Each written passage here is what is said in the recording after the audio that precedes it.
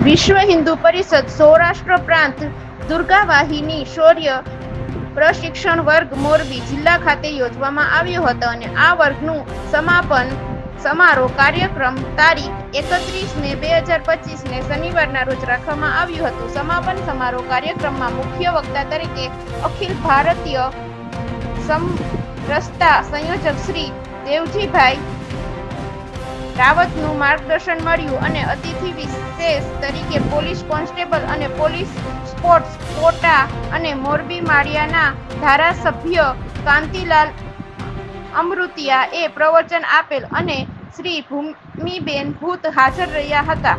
આ વર્ગ શ્રી ઠાકરસિંહભાઈ ટી પટેલના અધ્યક્ષ સ્થાને યોજવામાં આવ્યું હતું અને આ કાર્યક્રમમાં મોરબીની મોટા પ્રમાણમાં મોરબીની હિન્દુ ધર્મપ્રેમી જનતા પણ ઉપસ્થિત રહી હતી. આ દુર્ગા વાહિની વર્ગ સમાપન સમારોહ કાર્યક્રમમાં દુર્ગા વાહિની શિક્ષાર્થીઓ દ્વારા 7 દિવસના વર્ગ દરમિયાન શીખેલા લક્ષ્યભેદની યુદ્ધ, તીરંદાજી, દંડ યુદ્ધ, યોગાસન, ઓબેસ્ટિકલ જેવા અનેક શારીરિક પરીક્ષણનું પ્રત્યક્ષ દર્શાવવામાં આવ્યું હતું.